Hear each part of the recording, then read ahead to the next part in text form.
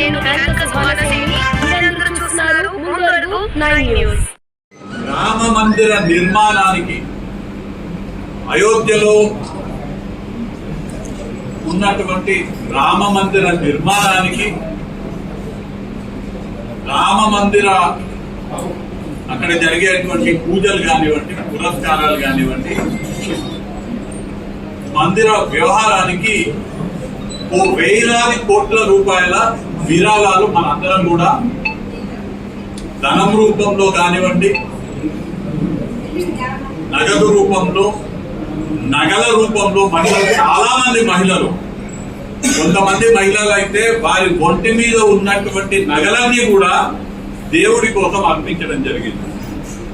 చాలా మంది రైతులు, చాలా మంది కార్మికులు తినడానికి 3 పూటల తిండి లేకపోయినా గాని, నా పొట్ట నిండకపోయినా నా ధర్మం ముఖ్యమని విరాళాలు ఇచ్చినటువంటి చాలా సందర్భాలు మనందరం కూడా చూసుంటాం. ఇలాంటి వేల కోట్లలో సేకరించినటువంటి ఈ విరాళాలలో ఇవాళ అవకతవకలు జరిగినాయి అనే మాట వింటేనే నిజంగా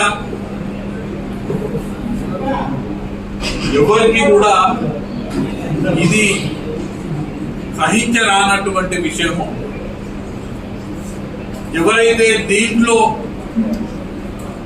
ఇన్వాల్వ్ అయి ఉన్నారో, ఈ యొక్క నీచమైన ఆలోచన ఎవరైతే చేసి దీంట్లో ఎవరెవరైతే బాధ్యులుగా ఉన్నారో క్షమించరానటువంటి,